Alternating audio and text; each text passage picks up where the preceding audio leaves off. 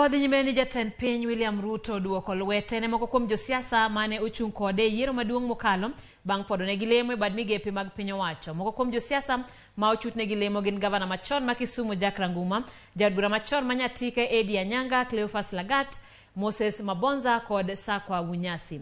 Mane en jakom riwruoge kinde Nelson Havi bende oyudo lemo e riwruoge mag mane olandi e oboke moyiedhi mar piny owacho. Kristo Wino kolonwa gwelo makamano.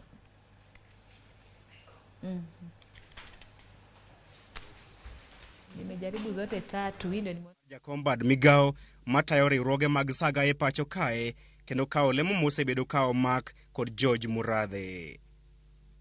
Ranguma mane olwar kod ngire Peter Anyang' Nyong'o e yiero mokalo nigi lonyo weche mag osuru bang' tiyo kaka komishona e duol machoko osuru e pacho kae KRA.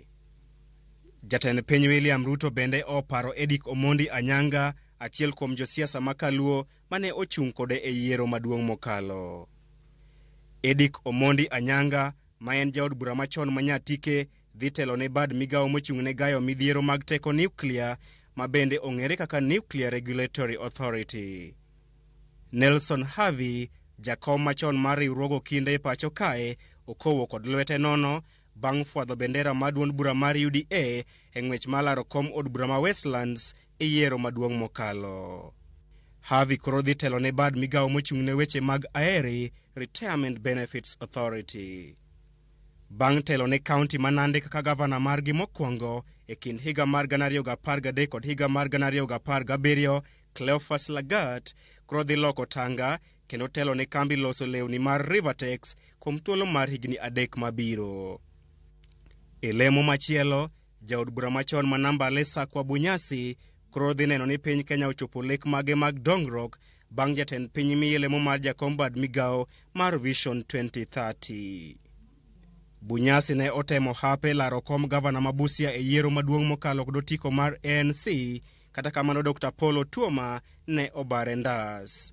Od thieth maduong' mar Kenyatta National Hospital bende oyudo jatelo manyien kaluwore kod gwelo mar Dr. Samir Muravej madhi kawo kar George Opondo.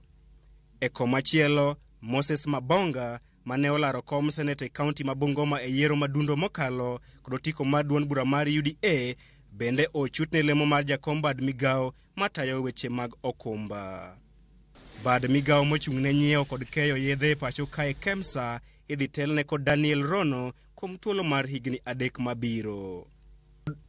Daniel Rono ma en jaod bura machon ma Keyo South dhi kawo lemo makamano bang' jatend piny Dr. William Ruto wito oko lemo mar Chao Mwadime.